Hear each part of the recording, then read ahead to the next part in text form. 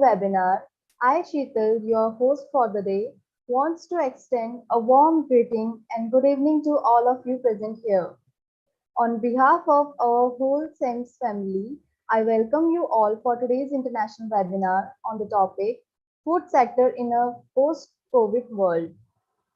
I hope you all are doing well and good. Also, I see a quite number of people are joining us. Before I proceed, let me take a brief moment for the introduction of my organization. Since Welfare Foundation, that is SWF, is a non-profit entity established to work in the areas of education, social welfare, women empowerment, skill development and entrepreneurship, livelihood generation, etc. SIMS Group has conducted various international conferences, seminars, workshops and webinars in emerging technologies in various parts of India and has an active network of 3,000 plus engineers, managers, researchers, etc. As discussed earlier, the topic for today's webinar is Food Sector in a Post-COVID World by our speaker of the day, Payal B. Joshi ma'am. Let me take a brief introduction of her. Payal B. Joshi ma'am is currently serving as a Director, Operations and Head Method Development at Shefali Research Laboratories situated in Ambernath, Thane districts, Maharashtra, India. She is officiating as a core member of the research team and heading projects related to food science, bioactive compounds, nanomedicine and immune food boosters. She is MSc in Organic Chemistry and PhD in Chemical Science. She has been in research and academia for 15 years. She is a peer reviewer of Tier 4 journals such as Chemical Biology, Drug Design, Education and Information Technologies, and Analytical Letters, to name a few. Currently, she is working towards food science, chemical education, machine learning, green chemistry, and nanomedicine. She is a life member of Indian Pharmaceutical Association and California Separation Science Society. On discussing this in detail, I am profusely delighted to have our guest speaker Payal B. Joshi ma'am. Before going further, I request all of the participants to remain mute throughout the webinar, and if you have any doubt, you can type in a chat box or you can also raise your hand. This world is full of diamonds and gems, and we are having one of them here today. So without any further ado, I would like to give my heartiest welcome to our chief guest speaker, Payal B. Joshi ma'am. Over to you, ma'am. Thank you, Sheetal, for the introduction and for your kind words. And before I start with my presentation, I thank SEMS Welfare Foundation to give me an opportunity to talk about the work that I'm presently doing. Okay, so I welcome all the participants. The very first thing is, I'll just, please let me know once you can see my screen and you can see my, you can hear me. Just confirm that, Sheetal, before I start. All right? Okay, ma'am. I hope you can see my screen. Yes, ma'am, it is visible. Thank you so much. Okay, I don't have much of the slides, so I think that will be the first respite I can give to all my participants. I want to talk about, as the topic says, we are talking about the food sector in a post-COVID world. So why this topic is of relevance today is because we have seen maximum disruption in this area of food industry and food technology. All right from the time when the very first closure happened, when COVID crisis came into purview, the very first thing that happened was the supply disruption of food supplies happened across the globe. So there was a certain panic buying that we observed amongst the consumers, and what happened during the pandemic and what is happening currently in the food sector. So in the Shefali Research Laboratories, we are doing extensive research in the area of food science and food chemistry, we are doing research projects pertaining to women health, where we talk about how health is related to food science. So today, before I delve into my topic, I'll just give you an outline as to how we are going to go about this topic. The points are very clear. The very first thing that we have to see is the changing face of food sector. I believe that food industry is one of the biggest industries which has an expanse right from restaurants to the people who are chefs, who have a profession of chefs. You can be a food critic. You can work in wine industry. You can work in beverage industry. You can work in processing industry. Also, you have a different facet of R&D in the food sector. So food business as such is a very big business. We are seeing a changing face over the period of time. So I'll just show you a brief statistic about that. The second point is, considering that there are many of the questions that I have got from most of the students and young researchers around, that what are the opportunities in the food sector at present. So that also is something that I'll be highlighting throughout my conversation with you. And then I will also give you some interesting examples of the food sector. So my intention would be, my objective is today, for today's topic, is when you completely listen to me, I think something that you'll be taking out from this webinar, from this conversation that we have today, and some learning that you can incorporate in your day-to-day life when you talk about food. So I think 5 p.m. is the time in India. So this is usually a time for having our tea and coffee. So I think on that note, we can start with our discussion. So first and foremost is, we have a big mission. When we talk about food sector, our direct correlation comes with the SDGs. Now, what do you mean by SDGs? SDGs means Sustainable Development Goals. Okay, this was being formulated in 2018 by United Nations in the 2018 report, and there are total of 17 SDGs which we are looking at. So currently what you're seeing onto my slide is the poster of the United Nations protocol of what are those 17 SDGs. Out of 17 SDGs, today I will not be talking about them. I'll only hit upon those SDGs which are related to food sector. Okay, all of them are not related. They are interlinked in some way or the other. The very first SDG is SDG number 2, which talks about zero hunger. All right. The third one that talks about SDG, that is 3, that talks about good health and well-being. Then comes SDG 12, which talks about responsible consumption and production. Ideally speaking, students and participants, I would say that food, public health, and agriculture are interrelated. Okay, so these are the 3 facets that we see which are interrelated to each other. They are not separate. So I think agriculture is one of these sectors which is interrelated to food and public health. We gave a lot of importance to public health when we were in deficiency of vaccines during that time. So at that particular point of time, we were more interested to go for immune boosting foods. Okay, so we were going for foods like, we were going for garlic and ginger consumption more.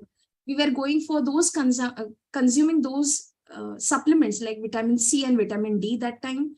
I'm sure that you must have heard WHO saying and releasing those protocols where they said that you have to consume vitamin C and vitamin D for enhancing your immunity. So immune boosting foods is also one of the areas which got a boost during the pandemic, and now also we are seeing that happening.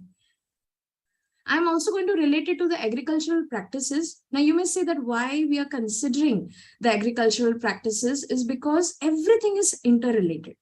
Now when I say agriculture, basically we are looking from farm to fork. Okay, so farm is from where all the farming happens. Farming does not only restrict itself to the crops or to the produce that we make. Normally, the very first thing that comes in our mind when I say farm is basically we say that, okay, it's all about, there is a big field and we have a lot of crops. But farming also encompasses animal farming, seafood farming, which we see across. Korea is one such where there is a higher consumption of seafood, is what we see. So these are all these farming practices are interrelated to the food industry. Alternatively, it is also connected to the global emissions that we are having. So if you believe that, okay, today I'm taking a public transport, but I'm eating meat, some way you are not cutting the global emissions. So apart from these three, which I've highlighted in an arrow, there is one more which is kind of interrelated, is the SDG 13, which I've not pointed on the slide, but climate change is also very much related to the food sector. So consumer behavior is very important, and it is the driving factor of these innovations that we see in the industry, especially food industry. Consumer behavior actually encompasses everything. It drives the market, and direct correlation comes in the food sector. All right. So I think coming to the point now, there is one problem that we are seeing, especially I can talk about the survey that we have seen around. And this survey was done in 21, wherein there is always, after every 2 or 3 years, they always do this release of the global hunger index, right? So in this case, what we observe is what is the ranking of all the countries. So I would encourage every participant who is right now listening to me, once the session is over, to look at where does their country stand. At present, India is standing at a serious position from at a rank of 27.5, which is very serious at present. Though India is considered as an agricultural country, agricultural hub, yet we are facing this problem. Now, what do you mean? How is this score calculated? So the score calculation is also provided on the website, but I can give you just some clue and I'll try to decode how they are doing this calculation. Now, GHI score means the Global Hunger Index score, which was done just last year. And they released this, you can see this is the zone. So if you have less than 9.9, it's the lowest. Now, India stands somewhere at 27.5. You can even check for your country respectively and see where your country stands today. The GHI score is based on fourfold parameters. One is undernourishment. So they've given the score and parameter of 1/3. I'll try to decode that when I'm talking to you. Child mortality, because when you talk about hunger, children, how malnourished they are is what we are looking at, 1/3. Child wasting. Now, what do you mean by child wasting? Please understand it is 1/6. What do you mean by child wasting? It is such a difficult and a very detrimental condition wherein the child cannot be weighed on a weighing machine. So they have much lower BMI. It's beyond a very serious condition where the child cannot be weighed, is completely clinically malnourished. So this is one of the cases where we call as child wasting. Okay, so that is one of the parameters that they consider when they calculate the GHI score. And then is child stunting, wherein normally the development starts after the age of 2 years or 3 years in terms of growing of nails.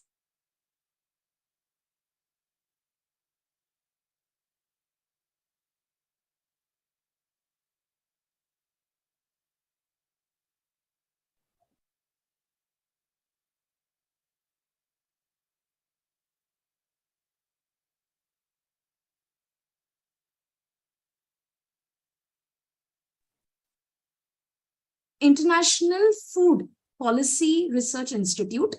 So in 21, India ranked at 101 out of 116 countries in terms of severity of the hunger when measured on GHI score. Secondly, what we are observing that 15% of the Indians have chronic calorie deficiency. And you can see the other statistics. I will not be reading them out. You can just check that is basically we are seeing in terms of 15% suffered from wasting. That is absolutely a clinical malnourishment we observe. 38.8% for stunted growth and mortality at 5%. So this is again a very serious condition. Now, when you say hunger and how they are related to the food science is what I'm going to come at. So until and unless we don't understand the sustainable development goal, we won't be able to understand the opportunities the food sector is providing us. So agriculture the biodiversity of your country, and sustainable living. This is all correlated. And this is driving the business in the food sector. In fact, I'll put it this way, that food is a human right. Basically, food is a human right. But today we are considering it in the food sector as a branding opportunity. Like, I'll give you an example. Like, if you say noodles, you will just quickly say either we are having the ramen noodles or we are having YY noodles. If I say chicken, you will immediately have the very first thing in your mind is the KFC chicken bucket. So this is a branding opportunity that food has already entered into our food cycle. And it has actually disrupted. Culturally, the food industry has disrupted the way we think about food. So the very first goal as a researcher for me in food sciences to raise an awareness amongst the public that how food sector is bringing about a cultural invasion in us, and how we are supposed to make a conscious decision as to when we choose our meals, whether it is breakfast, lunch, and dinner. So cultural invasion has already occurred in form of some outlet or the other. KFC, McDonald's have eroded our natural food systems at a global level. Now it is only up to us whether we can make a conscious decision as a consumer, whether we can choose these foods very wisely, right? So I'm talking about how the food sector has invaded. It can happen in form of some food chain. It can happen through a Zomato takeout food that you're bringing home. It's a convenience food, no doubt. It's a 2-minute meal, no doubt. But what are you compensating? What are you giving away in this entire process? So we have to keep this in mind. Working with nature. Now we have to really work with nature. We have to come back to nature when we talk about choosing our foods right. We have to be farmer friendly. Now, what do you mean by farmer friendly? Ecological farming is the key. Now, I'll give you a very simple example that when you tour around, okay, let us take an example that you're touring around, and if you're touring, let us say I'm from India, if I'm touring in Korea, I should take the local produce of that. Okay, I should not be going in some American outlet and taking some food from there. I should be more inclusive for the farmers and the local produce. So go in the local market. Like example is, again, we tend to purchase our products and our food products from the big market. Okay, something which looks from a mall, from a shopping mall, we are the ones, we are going for that. This is all a branding opportunity for the food sector, and they are cashing on the compromise of our health. Okay, so we have to become more farmer friendly. Issues of genetic engineering I'm going to talk about. I'll give you an example from some of this in my laboratory. So I'll just keep this, holding on to this thought for some time. There is a movement at present which is going on in India, which is the Navadanya movement. We cannot talk about agriculture without mentioning about seeds. I think seeds is something from where the life begins, and we have to protect our seeds. We have to protect, once we protect our seeds, we are protecting our farmers, right? So we are going to talk about a little more about agricultural practices and how industries have entered into it, and how food industry is making money out of it. So one example, now this picture is what I observed. Now I'll tell you, this is the one of the case studies that we have done in the recent times, is we are comparing intercropping versus industrial monocropping. Now when I say monocropping and when I say intercropping, now these are the two farming practices which we see across the globe, across the country. Now the picture that you're seeing over here is basically showing moong with sugarcane. Now you may say, what is moong? Moong is a pulse. Okay, it's a pigeon pea, it's a pulse which is grown. It's a shrub. Basically, it is a shrub which you can see over here, and you have sugarcane. Now, ideally speaking, to the participants, I would say that when you talk about farming, okay, so if you go to Denmark or you go to New Zealand, you'll find monocropping, because the diversity, the geographical conditions are such that you have to go for monocropping. You cannot westernize the same thing at every location, say in Africa or in India. You cannot do that. The reason behind this is, we have observed when we say monocropping. Now, what do you mean by monocropping? Monocropping means, mono means one, cropping means to grow only one type of crop across the field. The issue of monocropping is it is more susceptible. Your crops are more susceptible to pests, insects. All right. And if it is more susceptible to attack of pests and insects, what will happen? The farmer will tend to use more pesticides. So are you getting this? If you are using more, if you're creating an agricultural practice where you have to do monocropping, you will grow more crops. Naturally, when you grow more crops, you are definitely going to have only one type of crop across the field, more liable, more susceptible to attack by ants and from crows and from other pests. That is, naturally, you will tend to use more pesticide. That is what happened in the Monsanto Protocol. And that is from where the genesis of Navadanya movement started in India. And they said that, no, we have to protect our farming practices. We have to go back to the traditional practices. So that is called as intercropping. Now I'll tell you, intercropping was observed. This is somewhere in Mahabaleshwar. Mahabaleshwar is a hill station. It's a beautiful place which is 5 kilometers away from Mumbai. And in Mahabaleshwar, which is in the Satara district of India, in Maharashtra, so you will observe that there is intercropping done, which is a beautiful practice, and there is no need of pesticides over here. That is intercropping between moong and sugarcane. So you can see here, now how does this happen? It's a symbiotic relationship. Moong as in, I'll just tell to all the participants who have joined from the other countries and from the other locations, moong is a pigeon pea, it's a pulse, okay? It's a shrub. So it's a small shrub which is growing nearer to the ground, nearer to the soil. Sugarcane, on the other hand, is much more vertical plant, vertical crop, which is again having a different requirement. Now you can see over here, so there is a crop for moong, there is a second crop for second row for sugarcane. So it is moong, sugarcane. The pulse is sugarcane. So one row for sugarcane, the other row for the pigeon pea, the one row for sugarcane, so on and so forth. Now this disrupts and this confuses the insects and the pests who are attacking your field. This is called as sustainable agricultural practice. Now, why do I say so? Both these plants are symbiotic in nature. Reason: these pulses, they tend to release nitrogenous compounds within the soil. Okay, nitrogen is very important, very imperative for the sugarcane to thrive on the soil. So the plant itself is releasing nitrogen and causing the sugarcane to absorb that nitrogen. Secondly, when the sugarcane is growing vertically, so what is happening? It is providing shade. Okay, please understand, it is providing shade to the shrub. So it is symbiotic. You do something for me, I'll do something for you. And this is the basic practice, sustainable agricultural practice, which we see across in the districts, in the locations of India, locations of Maharashtra, particularly because we have done a lot of survey in this area. So intercropping versus industrial monocropping is something that we look at. Same thing happens now. You cannot do intercropping everywhere.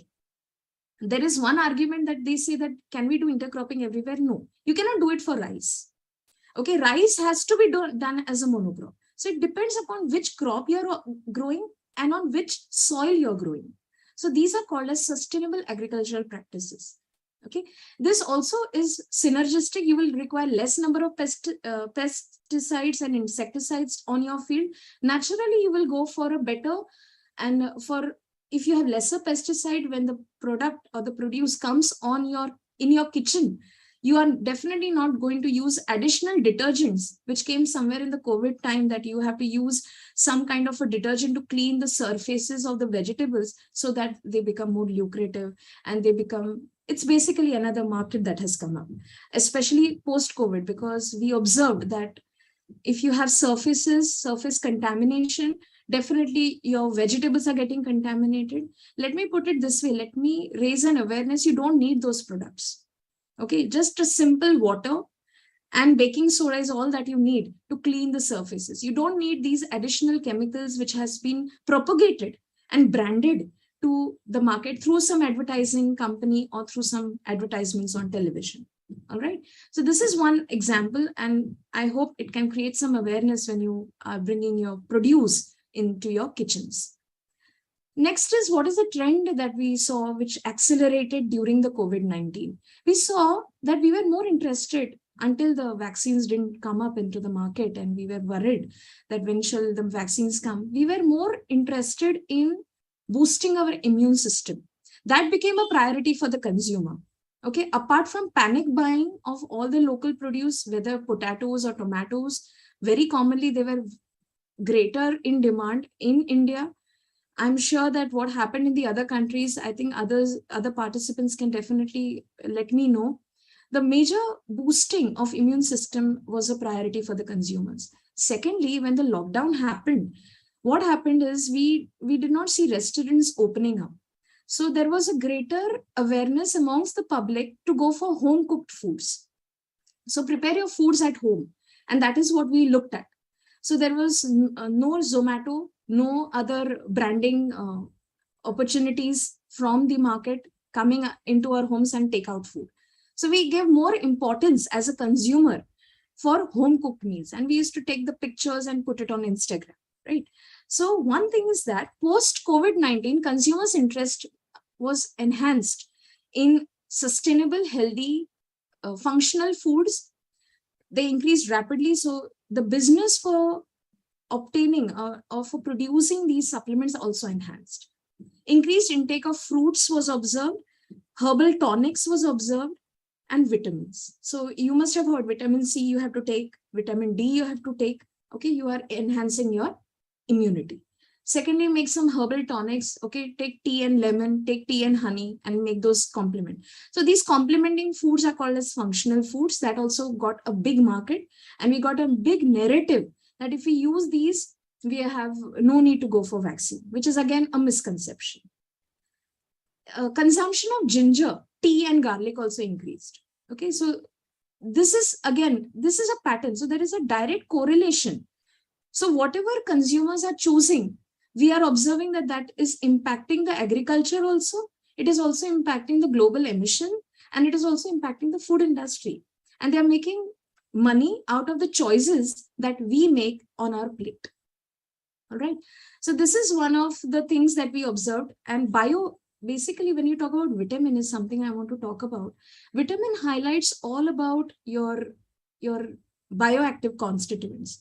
I think we are working at present in this direction that vitamins, we are having maximum in India, we are having maximum problem of vitamin D deficiency, which is kind of related to calcium intake, calcium absorption, because vitamin D and calcium absorption, they go hand in hand. So though no matter we have maximum sunlight in India, we still have vitamin D deficiency, because vitamin D deficiency is what we are trying to harness in the industry by producing more of vitamin D supplements. Issues of weight gain happened a lot during the pandemic. Naturally, that was another issue which led to fat dietary supplements. So go for such fat diets so that you can reduce your weight in a very short period of time. This is another industry which is grooming along in the food sector. So you can imagine the expanse of the food sector and how they are trying to enter into every domain of public health. Okay, apart from immunity, it has now also entered into the weight market. Next is, across the globe, we have maximum consumption of global beef. It's almost 2%, which is responsible, if statistically, if I have to put it, it is around 0.28% of the global emissions. Now, beef is another concern. Again, you may say that if we are going for beef, can we have a substitute? So now the market is pushing towards that alternative, wherein we can use something alternate to meat. There is a kind of awareness amongst the people which is being generated that if you are using a plant-based meat products, we can go for that particular market. Now, a lot of game players have come into this area because it has been so said that if you are including a lot of meat diet, okay, or meat-based diet, you are trying to upset the hormonal balances in your body. This is another narrative that has been generated across by the food industry and the food media, and we have to look into that aspect as well. So this is another concern. Another thing is, it has been told that the way in which the killing or the farming of these animals happen. So this is another narrative. So this has also resulted in a consumer change, behavioral change, how they purchase their meat, how they purchase the chicken, how they purchase the different lambs and meat and beef. So what kind of consumption we see over there. So, as I told you, coming back to my point that food is a human right and a necessity, it's not a branding opportunity. As a consumer, if we have this in our mind, we will not be shelling out a lot of money in the wrong direction, in the narrative being given by food advertisements or by the food companies. So, this is one thing. Branding of food has actually caused a lot of health hazard in many ways. It's not COVID-19 just, it is also the branding opportunity that the companies saw. And especially it has affected the young adults and women. I'll be talking about one concern amongst women. Now we have a tie-up with some of the gynecologists, and I'm working very closely with some of the gynecologists and the hospitals which are dealing with and the fertility clinics. In some years, over the years, we are getting some survey reports from these hospitals which says that infertility is going to be a bigger issue in the coming time. Already we are facing infertility issue amongst couples who are trying to conceive for a considerable period of time and they are being unable to do so. So women health is something that is also kind of related to food. I'll give you an example. Now, there is a case study that we are currently doing is about uterine fibroids amongst women. Now, this is one study that we are being currently doing in our case study, where uterine fibroid is directly related to your food intake. Now, I do not know many of you are unaware that processed food has direct correlation to your hormonal imbalance and uterine fibroids. And maximum, unfortunately, the only treatment for uterine fibroid is surgery. There is no medicine. There is nothing that we can do. All the other operations that have been suggested by research is very costly, especially if you talk about magnetic embolization. Women have this problem. If you have uterine fibroid, you will not be able to conceive. And if you have conceived, you will have to abort the child and you have to first get your fibroid removed from the uterus and then go for conceiving. This is the research that our laboratory is presently working on. We want to generate awareness that how public health is being at stake, especially women health is at stake as far as the food is concerned. I'll come to that a little later. So according to now, this is a report that has been generated by the GPS, that is a Global Perspective and Solutions report. Our current global food system is unfit. We cannot achieve a net zero future. Now, many people are saying that we have to have a global emission to achieving zero. It's not possible until and unless the food sector changes. So we have to change our food habits. We have to change our food choices. Basically, we have to go for more towards traditional agricultural practices. Then and only then, these concerted efforts will result in a climate action. So we cannot say that just merely commuting by a public transport will help cutting down greenhouse emission. It is the food. The food choice that we make has a direct correlation with how food sector plays with our choices. It dictates as to how we are supposed to plan our meals and things like that. Hidden costs are also there. We do believe that, okay, we have this cost factor, how we are trying to look at the inflation and how we are looking at the hidden cost. Food industry is never going on a vacation. Food industry is growing like at an accelerated pace in some way or the other. Even though the restaurants closed down or the food chains or the resorts closed down, during that time, still they made money out of it. Second industry, which will never go on a vacation, is the pharmaceutical industry. So these two industries have a lucrative opportunity for the young researchers across the globe. And the market is also standing at a very tall figure, at a towering figure of 11.9. So you can see all these figures over here, $11.9 trillion, which is the current market value. We are using a lot of water in our food industries. In agriculture, there is a lot of water usage happening. Deforestation is another problem when you talk about agriculture and food production.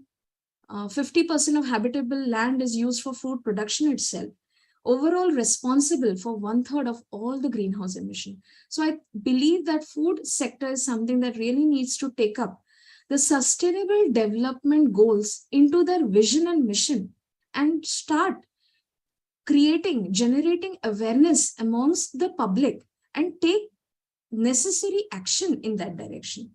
So that can only happen when the consumer behavior changes. Then the industry will definitely change maybe they will tweak some or the other vision and their mission. So this is one, I think, the plant-based meat. So I think there has been a concern that when you have a meat-based diet or a beef-based diet, the growing concern is cardiovascular diseases. And that is the reason why the consumers are now very much interested towards the plant-based meat. Okay, it's a big market with FMCG, that is the fast-moving company goods. They are the ones, corporate goods, which are entering into this business. And you can see Tata, which is one of the biggest company, ITC entering into this. So you can see all these pictures and all these products which have come into our market. The revenue has also increased because these are all fast moving corporate goods which are entering into the market, and they are all bringing plant-based meat into the sector. There are two things. There is one very good merit in this area. Plant-based meat or artificial meat or mimic meat is something that can reduce the chances of cardiovascular, vascular diseases amongst the population. Secondly, it takes care about the way in which the animal farming is happening at present. That's the good part. So let me first highlight about the good part and why these businesses are entering here. One thing is that there are no hormones which are being injected into these foods. Okay, whether you talk about plant-based meat, so you're using cells of the plants, you're doing some biopsy of these cells, you're using them, you're culturing them in the lab. So basically it's a lab-grown meat. It's an analog meat. Analog means it will taste similar, it will look similar. Texture wise, now we know how the meat looks like. It is juicy, it is firm, it has a particular texture. The taste has a particular juiciness we look for. So this same kind of feel can we bring for a lab grown meat. So this is a very interesting, a very lucrative market which has entered into the food sector. So this is again one, I must say, it is a very interesting field where we are doing currently, we can just grow meat in a beaker or in a petri plate. So this is one thing I can say is it has a lucrative opportunity in terms of research and development. Another thing, it has already entered the market. Positive point is the greenhouse emissions may go low, right? Another thing is, what we can observe is there are no injectables, there are no hormones being injected, especially in beef and in red meat. There is a lot of chances that there is an injectable being done so that it looks more red, it looks more juicy, it tastes well, the texture, it should look very nice and presentable so the consumer can go for those products. So this is what we are observing. The same thing is what is being looked at in plant-based meat. So we prepare those substitutes. We can use mushroom, which is again a fungus. It's again a plant-based fungus. Secondly, you can use tofu. You can use some wheat gluten. These are the different modalities and these are the different food stuffs being utilized to prepare these meat analogs. So we are seeing this as again a lucrative market which is entering into our into our food sector and to the public health. Controversial point would be that how safe are these? Something that is grown in the lab, how comfortable will the consumer be for going for these kind of foods? One, we'll have to bring an awareness that, okay, it is going to reduce the global house gases or the emissions that we observe. It is going to be safer to consume because it has no adverse effects in terms of cardiovascular diseases, in terms of any thyroid imbalances or things like that. So that is one thing we can take care of. Thirdly, there is a general curiosity Okay, if you say plant-based meat, I have never had that. So you'll have a general curiosity that, okay, I want to have a flavor as to how does it look similar, does it taste similar to the meat that I usually have. So there is a general curiosity. The market is taking that and harping on that as well. So you can see how food can enter into the consumer brains, into the consumer needs, and bring that in the market. Finally, I want to talk about, as I wanted to talk about the women health and the current research study that we have done, is we are correlating fibroid with food. Okay, fibroid is a uterine, it's a benign tumor. It is not cancerous. It is a benign tumor found in the uterus of the woman. And it has either, it can be symptomatic or it can be asymptomatic.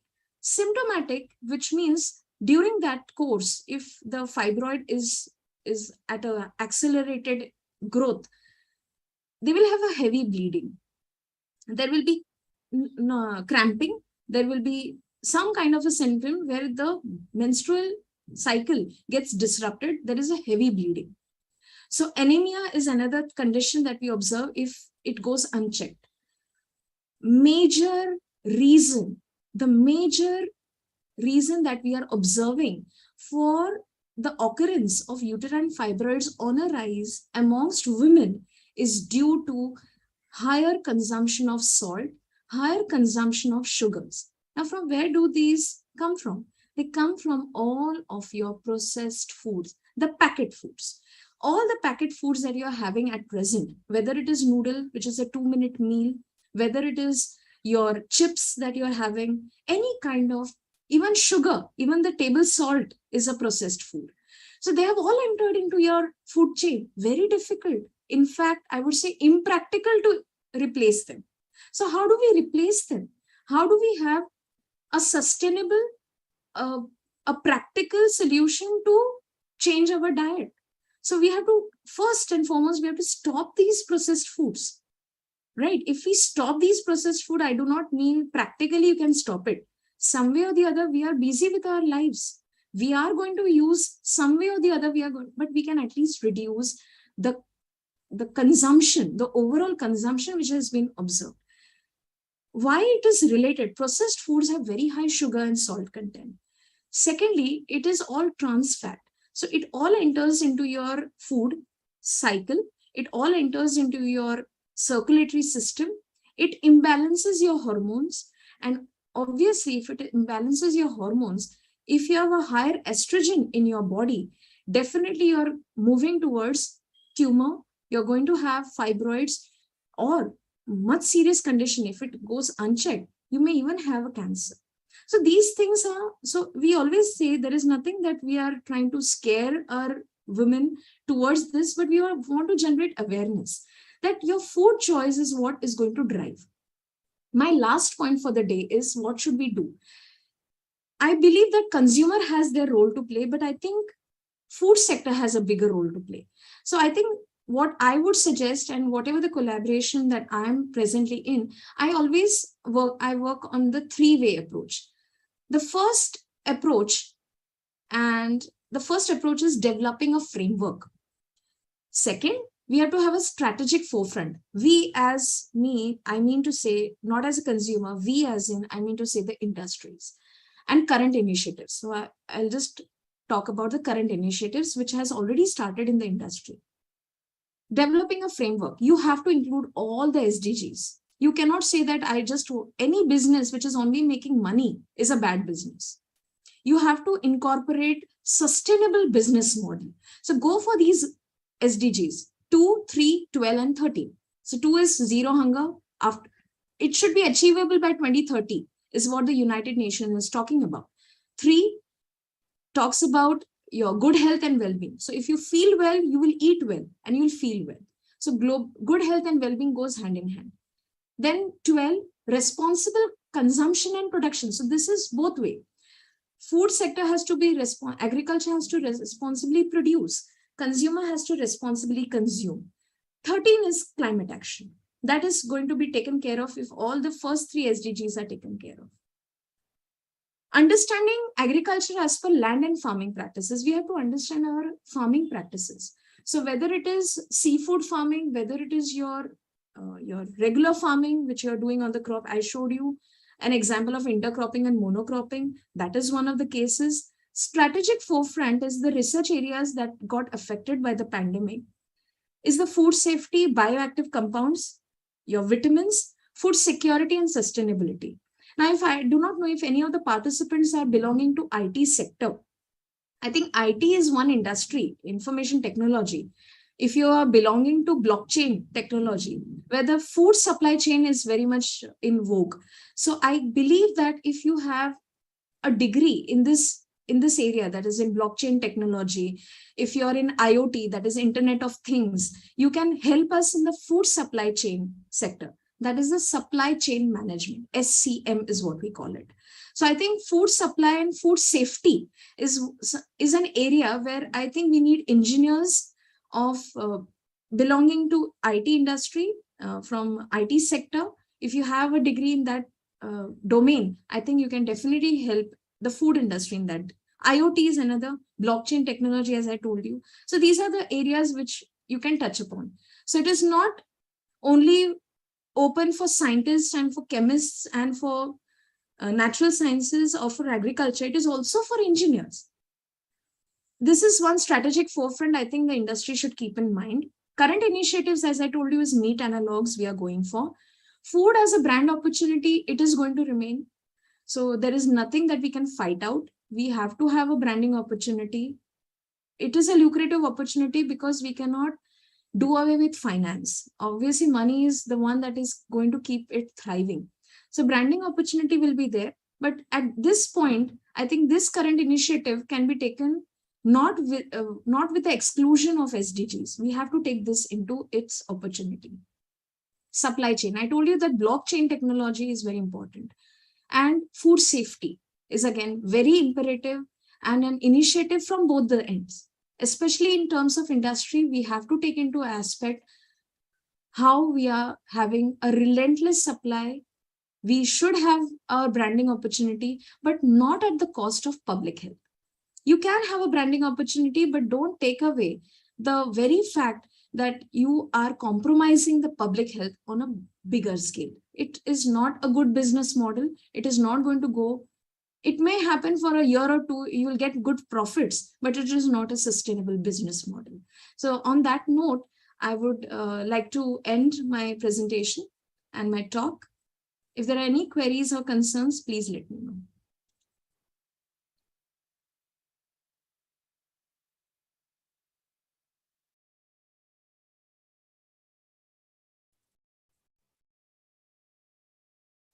Thank you so much, ma'am, for this really informative and incredible session. Now we have some participants with some query regarding the same. On their behalf, I would like to ask some questions. The Yeah, question please. is, should a pure veg guy can consume the plant-based meat? This is the question, ma'am. Pure veg, could you please repeat this question? Pure veg? Like the people who are pure vegetarian, they can intake of that plant-based meat. Yeah.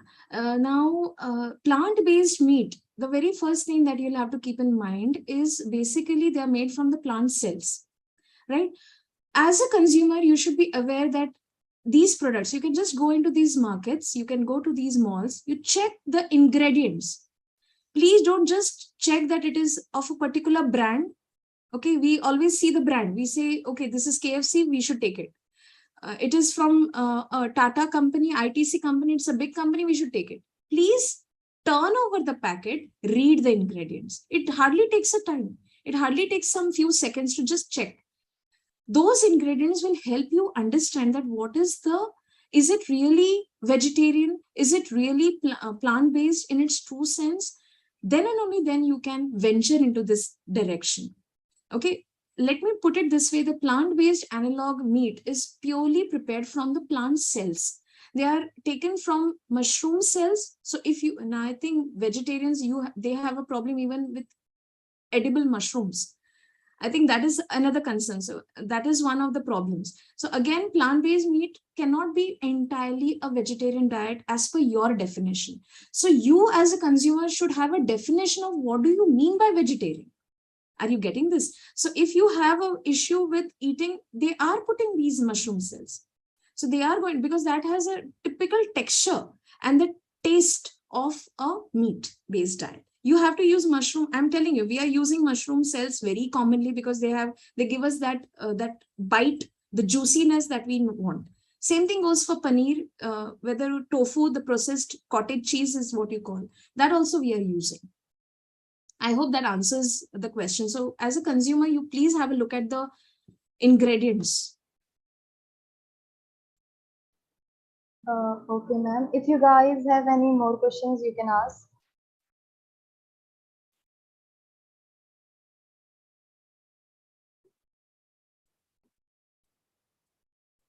I don't think so, ma'am, they are having doubts. Thank you so Okay. much, ma'am, for making our doubts clear. The webinar was really amazing. I would like to propose a heartiest vote of thanks to you for gracing today's webinar. Your presence and wise words help magnifying in the best possible way. I hope all the participants learned a lot from this webinar. I would really like to thank you for giving us your valuable time, and I'm delighted to be part of today's webinar. A good event never ends in the world. They take only a pause and keep us waiting for the next. All good things eventually end. I consider everyone as fortunate that they become a part of this webinar, which was full of knowledge, which makes difficult to say goodbye. And I request everyone to please fill the feedback form, which is provided in the chat box, and you can fill the feedback form within 6 hours, through which you all are able to get the e-certificates within the 5 working days. And remember, don't forget to subscribe our YouTube channel. Thank you, Sheetal. And at the end, I really want to thank SEMS Welfare Foundation for giving this opportunity. And I hope we have more such interactive, and I wish all the best to SEMS Welfare Foundation. Please keep going. Thank you. Thank you so much, ma'am. Now, everyone, please switch on your webcams. We need to take a screenshot. Please, everyone, switch on your cameras.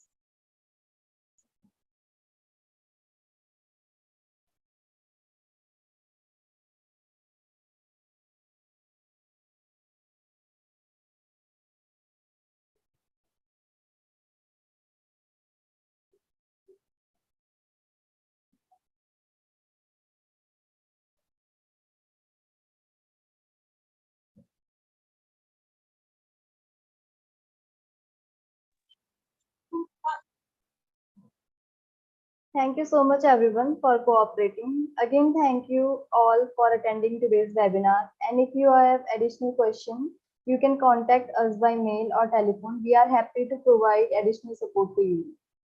There is always more after the ending, always the next morning and the next. Always one step after the other until the one true ending that none of us can escape. But even that ending is only a small one, large as it looms for us. So stay connected to us for never endings. I, Sheetal, your host for the day, signing off on a cheerful note. Have a wonderful day. Thank you, everyone.